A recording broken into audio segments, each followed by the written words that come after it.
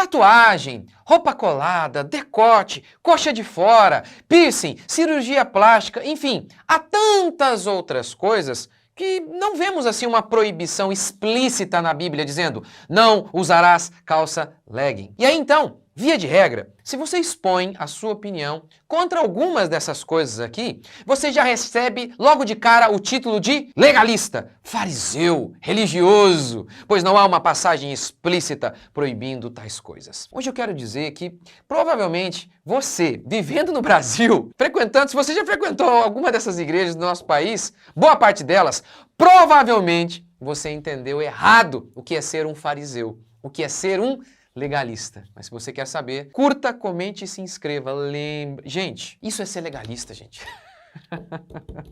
Isso é ser enviado, não é enviado de Deus se você não curtir aqui. Curta, comente e se inscreva e bora para mais um vídeo. Então vamos lá. Vamos começar assim, primeiro definindo o que é legalismo. Historicamente, o primeiro uso dessa expressão tem a ver com a crença de que nós podemos ser salvos pelas obras. Entretanto, hoje há um outro uso para essa palavra e é o que a gente mais vê, esse segundo uso para legalismo. Legalista hoje, então, seria aquele que exige algo dos crentes que Deus não exigiu. E essa exigência humana, muitas vezes, acaba se tornando até algo contrário a Deus. Lembra de Marcos? Lá em Marcos, Jesus disse algo assim, falando dos fariseus: e em vão me adoram, ensinando doutrinas que são preceitos de homens, negligenciando o mandamento de Deus, guardais a tradição dos homens. Tá vendo? O legalismo é uma coisa tão demoníaca que o fariseu, e qualquer um, não fica pensando no outro lá não, gente, pensa em você,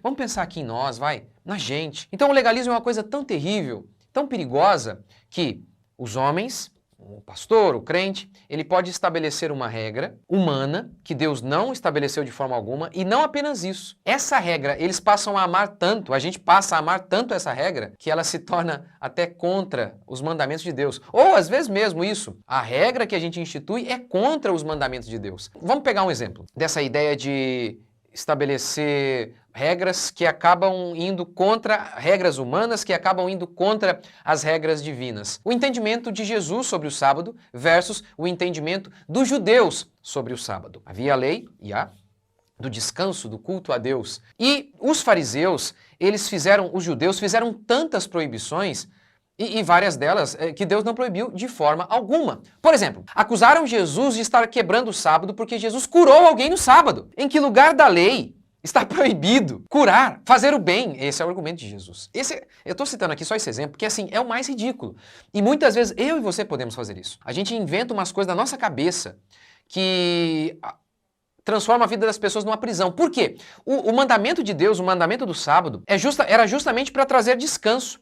Mas os fariseus inventaram tantas regras da cabeça deles que o sábado havia se tornado uma prisão. Porque pensa bem, Jesus argumenta assim, quando que esse rapaz tinha descanso? Teve descanso? Eu o curei! Agora, como nunca o mandamento do sábado se cumpriu na vida dele, ele está tendo descanso agora. Então, olha o absurdo. Tá vendo o absurdo? Nós, pensa assim, ó, eu e você, como que nós muitas vezes podemos ser legalistas? Fariseus. Nós fechamos, a porta do reino é bem apertada, disse Jesus. O fariseu aperta tanto que ele não aperta tanto, ele fecha, com tantas regras que ele inventa, que nós muitas vezes podemos inventar. Então isso é muito sério. Agora, sabe o que é interessante? O farisaísmo, ele pode nascer muitas vezes de uma motivação aparentemente correta. O historiador Justo Gonzalez vai explicar isso, sobre como surge o farisaísmo. A palavra fariseu significa santo, separado. O farisaísmo surge na diáspora, os judeus que moravam longe de Israel. Aqueles judeus estavam se misturando muito com a cultura grega, né, que dominava a época, com muitos elementos pagãos. Eles estavam colocando esses elementos pagãos, misturando ali ao judaísmo. Então, os fariseus, os santos, com um genuíno desejo de proteger a genuína fé judaica, acabavam criando leis que, ao invés de ajudar, atrapalhavam, ao invés de libertar, ao invés de proteger, cerceavam, prendiam. Então, tá vendo? O farisaísmo, a gente vê depois o fariseu matando Jesus. Eu sei, ok. Mas lembra do começo disso? Era um genuíno desejo de que a fé não fosse misturada. Eu pergunto para você, qual de nós não pode ser fariseu? Quer dizer, os crentes modernetes, eles não serão fariseus. Sabe por quê? eles não estão nem aí para fazer o que é certo e o que é errado. Eles não estão nem aí para saber qual é a vontade de Deus. Quantas vezes eu encontro pessoas na minha igreja e aqui na internet que perguntam genuinamente, por exemplo, pastor, é certo isso? Jogo de azar. Ele não quer uma opinião minha, ele quer o que a Bíblia diz. E o que esse crente está preocupado é só uma coisa, só com uma coisa. O que Deus acha disso? Ele pode, muitas vezes, nem entender a ordem do mandamento, mas ele quer ter certeza de que é Deus dizendo, não pode. Eu pergunto, uma pessoa dessa, ela está errada? Nós não deveríamos querer saber o que o nosso Deus quer de nós? Como nós devemos nos vestir? Ou o correto é como os crentes modernetes vivem. Ah, que se dane, não tô nem aí pra nada. Dá graça. E distorcem a graça. Agora veja bem. Mesmo isso aqui, que é uma boa coisa, como eram os fariseus lá na diáspora, pode se tornar uma coisa tão ruim que a gente se torne inimigo de Deus como os fariseus se tornaram. Eles mataram Jesus Cristo. Então, isso é uma tentação que qualquer um de nós sofre. Sermos fariseus. Ok, então o farisaísmo é isso. Exigir coisas de Deus que Deus não exigiu. É o cara que quer ser mais santo que Deus. Na preocupação tamanha de proteger os homens e para que os homens não pecassem, eles inventaram tantas regras no sábado. Então, exigir o que Deus não exigiu. E aí mora o outro perigo. O legalista é um perigo, mas o antinomiano também é um perigo. O antinomianismo seria o anti-lei, contra a lei, e não precisamos mais da lei para nada. E aí então dizem assim, olha, se não há uma passagem explícita dizendo não pode, então pode. Essa seria a ideia. Ora, a gente não tem passagens explícitas condenando inúmeras coisas, mesmo porque algumas coisas, de maneira bem detalhada, nem existiam. Então, nem existiam na época de Jesus. Como, por exemplo, tantas coisas que a gente podia citar. Pensa numa coisa aí, vai. Mas vamos dar um exemplo aqui. Não cheirarás cocaína. Não, de fato, não existe. Nem existia, né? Esse tipo de droga naquela época. Mas há princípios que nos levam para longe disso? Ou pensemos numa coisa positiva. Não há a palavra trindade na Escritura. É um termo teológico, desenvolvido ao longo da história, principalmente ali por Tertuliano. Trindade, da ideia de três em um só. Três em um. Eu amo a expressão. Nós não vemos isso? Três pessoas na Bíblia, Deus Pai, Deus Filho, Deus Espírito Santo, mas uma só natureza, e nós nem sabemos explicar completamente isso. Por isso, trindade, da ideia de três em unidade. É isso. É um termo teológico, inventado, mas os princípios não apontam para isso. Não há princípios na Bíblia apontando para isso? Creio que há. Então, está vendo, tanto de maneira positiva quanto de maneira negativa, nós vemos inúmeras vezes coisas surgirem de maneira positiva ou negativa. Positiva, não tem a palavra trindade, mas o conceito está ali. Não tem a expressão não cheirarás cocaína, mas me parece muito claramente que há os princípios ali que nos colocam para longe disso. E aí, respondendo às perguntas do início do vídeo. Por exemplo, roupa colada, calça legging, enfim, decote, sensualidade. Tem algumas... Existe uma passagem bíblica explicitamente dizendo não usarás calça legging? Não. Mas não há várias passagens bíblicas que nos dão dicas, apontam o sinal, o caminho de que uma mulher piedosa não deveria expor o seu corpo, porque na Bíblia expor o corpo é pecado e é vergonha? Não há, será, vários conceitos bíblicos? Eu acredito que há. E tento mostrar isso na minha série sobre beleza, mais especificamente na pregação expor o corpo é vergonha. Então aqui eu não estou me propondo a me aprofundar em cada um desses temas, estou apenas dando umas pinceladas. Outro tema, tatuagem. Não há uma passagem explícita mesmo, dizendo, não tatuarás? Não, parece que não. Mesmo porque aquele texto lá do Antigo Testamento, muitas vezes usado, tem a ver com aquela época. Há muitos outros mandamentos ao lado deles ali que tem a ver com os mandamentos cerimoniais. Essa é a interpretação mais tradicional. E acho que me parece muito correta. Então tá bom, então não há uma passagem explícita falando sobre tatuagem.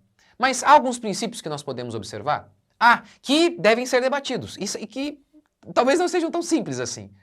Mas devem ser debatidos. Então, por exemplo, deve haver uma preocupação em honrar os pais? Pode ser que algum argumento, não, a tatuagem não é má em si mesmo, alguns argumentam. Mas e se chateia o meu pai, por exemplo? Será que não haveria um pecado envolvido aí? A gente deveria se preocupar com a questão de escandalizar? Deveria. Eu sei que alguns vão dizer, puxa, é um debate profundo essa questão do escândalo aqui. Porque os fariseus ficavam escandalizados com coisas que Jesus não dava nem aí para eles. Olha como que é difícil. Mas enfim, outra coisa. Hoje, a tatuagem ela perdeu todo aquele estigma. Todo não, vai, ainda tem uma conotação negativa. Mas era muito mais pesado antigamente. Eu fiz um vídeo aqui em que eu falo justamente sobre isso. Lá no Japão até hoje é associado com gangues. Mas no passado, em nosso país, também era. O cara ia pra cadeia, fazia uma tatuagem lá com a caneta Bic, viu? Ficava aquele negócio verdolengo lá. Ah, eu não posso rir muito. Tô com a clavícula quebrada ainda, gente. Mas enfim, mesmo hoje, que tem perdido esse estigma, ainda é um pouco associado com rebeldia, movimento de liberdade. Você pode estudar, se você estudar, você estuda um pouco a história da tatuagem, como ela tem a ver com, como ela está associada com movimentos revolucionários, com rebeldia juvenil, como um protesto de liberdade, ninguém manda em mim, eu faço o que eu quero. Essa é uma preocupação que a gente tem que ter. A pessoa diz, não, eu não tenho essas motivações, mas o cristão deve se preocupar em, eu devo me associar a coisas ruins? Por exemplo, bad boy, se eu usar a camisa bad boy significa menino mau. Hoje não existe mais, mas quando eu era garoto, tinha, quer dizer, não sei se existe essa marca ainda, mas quando eu era garoto tinha isso. Então, eu não acredito que uma pessoa, um crente, ele coloque a camisa bad boy e ele vai ficar demoniado, vai virar o Chuck.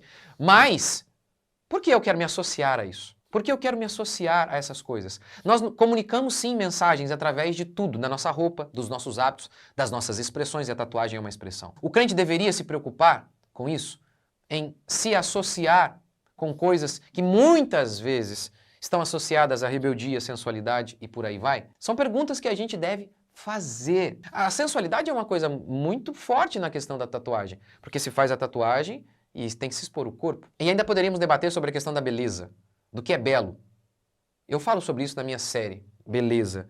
Porque se a gente fala, não, cada um não existe padrão de beleza, então teríamos que concordar com os ímpios, hein? Com os ímpios relativistas. Para eles não há belo ou feio, certo ou errado. Eu não acho um motivo piedoso para fazer. Na minha opinião, quando eu tento ver os princípios para ter uma resposta sobre um conceito que não há uma passagem explícita dizendo, quando eu olho os princípios, eles me apontam para outra direção. Alguém pode dizer assim, pastor, você está fazendo uma aplicação incorreta dos princípios, eu acho que não é bem assim. Ótimo, aí é um bom debate. E eu sei que é difícil aqui a temática. Agora, simplesmente tentar encerrar o debate dizendo, não há um versículo bíblico explicitamente dizendo, não tatuarás, portanto, logo pode. Não, esse não é um bom argumento.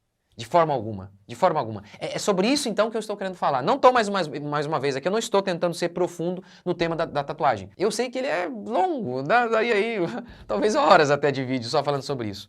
Mas é só para elencar a ideia de que tentar encerrar o debate com não há uma passagem explícita dizendo, pronto, acabou, venci o debate. Não, isso é ridículo. E a ideia, e piercing, é a mesma coisa para mim.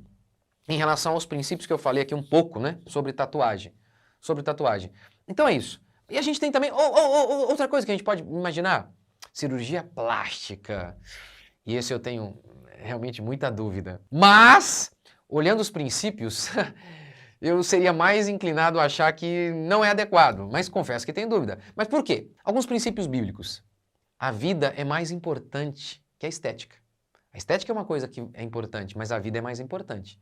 A vida não é mais importante que o alimento, pergunta Jesus. Então a vida humana é a coisa mais importante. A cirurgia sempre é uma coisa arriscada. Deveríamos então colocar a nossa vida em risco por algo que não é tão importante assim e que muitas vezes pode estar associada à vaidade extrema. E essa é a minha segunda preocupação, a preocupação excessiva com a vaidade, em que a beleza física ela se torna um ídolo. Sem ela eu não vivo. Eu estou disposto até a correr risco de vida, porque ela determina a minha autoestima. Essa é uma outra preocupação que eu tenho em relação à cirurgia plástica. E eu não estou falando aqui, por exemplo, uma pessoa que vai reconstruir, ela foi destruída, um acidente, sei lá. Mesmo assim a gente deve pensar. Mas enfim. Terceira preocupação, meu receio de que haja uma rebeldia com o fardo que Deus nos impôs, chamado velhice. E aqui estou pensando aí já na questão de ficar envelhecendo e cirurgia plástica para se manter novo o tempo todo. Quantas pessoas estão fazendo cirurgia plástica para querer parecer a Barbie, mas estão ficando com a cara do Coringa? Eu estava falando com a minha esposa ontem. A gente viu uma atriz tá passando de relance e a gente se lembrando dela nova. Ela hoje está mais magra do que quando ela era mais nova. Você sabe, é natural. Você vai ficando mais velho, vai ganhando um pouquinho de peso. Não estou falando aqui de obesidade, não. É mais natural, você vai ganhando um corpinho ali. E aí eu falando para minha esposa, gente, essa mulher tá doente. Aí eu fui reparando para ver se ela estava doente. Mas não era. É obsessão para os americanos ali, principalmente, né, magro, magérrimo, é o padrão de beleza ali, eles acham. Então, e pra mim não tava bonito, tava feio, tava parecendo doente. Tava parecendo doente. Então, essas são preocupações legítimas que a gente tem que ter. Porque é um fardo ficar velho, a gente vai ficando feio. E é um fardo que Deus nos impôs por conta do nosso pecado. E me parece que lutar contra isso de maneira natural, por meios naturais, exercício, boa alimentação, mas correndo um risco, colocando a nossa vida em risco, é uma coisa que eu me pergunto. Né? Então aqui não estou dizendo, ó, pode ou não pode, porque eu realmente tenho dúvida, eu acho difícil. Mas quando eu leio, os princípios me fazem ficar longe, eu pelo menos. Por exemplo, o pessoal fala pra mim, pastor, faz um implante aí. Oh, meu Deus do céu. Eu já fico preocupado, por quê? Nesse caso aqui, não sei se há um risco de vida. Acho que não, né? Mas eu encontrei um cara uma vez que havia feito e a cabeça dele ficou rosa, porque você sabe, tem que fazer pigmentação, né? É um processo de pigmentação porque não consegue cobrir tudo. Então, para dar um efeito melhor, faz um processo de pigmentação, deu errado, a cabeça do cara ficou rosa. Aí eu fico com medo disso. Eu levo minha esposa lá para passar na faca e Deus mata minha esposa de vaidade. Eu fico com medo, eu tenho medo. Eu lá vou fazer um negócio com a cabeça rosa. Imagina eu aqui, cabeça rosa, gente. Então, há esses receios. Então aqui, obviamente, como eu disse, em relação a esse ponto, eu tenho muitas dúvidas. Mas eu tento ver os princípios e eu sou mais inclinado a achar que o melhor seria não fazer. Mas enfim, são tantas coisas. Por exemplo, jogo de azar, existe uma passagem explícita? Não existe. Mas eu acredito que existam princípios bíblicos que nos apontem numa direção contrária. Eu fiz um vídeo aqui sobre isso, por sinal. Mas enfim, eu citei apenas alguns exemplos aqui, não me aprofundei neles, apenas falei um pouquinho sobre cada um, porque a ideia é justamente esta: combater a ideia de que, se não há uma passagem explícita condenando, proibindo, tudo pode. O legalismo é uma preocupação legítima. Devemos nos preocupar em sermos, se estamos sendo legalistas, devemos nos preocupar. Porém, devemos também nos preocupar em não sermos antinominianos. Como devemos nos preocupar com isso? Que é a ideia de, eu sou salvo pela graça, então não preciso mais da lei. Não julgueis, eu posso fazer tudo. É o que transforma a graça em licença para pecar. É a moça que, seminua, posta um não julgueis, não estamos debaixo da lei. Portanto, tome cuidado, tome cuidado. É verdade, há muitos fariseus e nós devemos orar para que não sejamos, mas também há muitos libertinos. Há muitos fariseus criticando pessoas que vivem em liberdade diante de Deus, uma vida livre por conta de sua consciência em Cristo. Há fariseus que tentam transformar a nossa vida numa prisão, é verdade. Mas também está cheio de libertinos que querem transformar a nossa vida num chiqueiro, transformando a graça em libertinagem. Mas e aí, o que você achou? Pode deixar o seu comentário aqui. Sobre tatuagem, deixe o seu comentário. Fique à vontade, pode, fale o que você quiser aqui. Outros temas aí que eu acabei não falando. É pecado, não é? Escreve aqui e deixa a sua opinião. Deus abençoe. Curta! Até a próxima.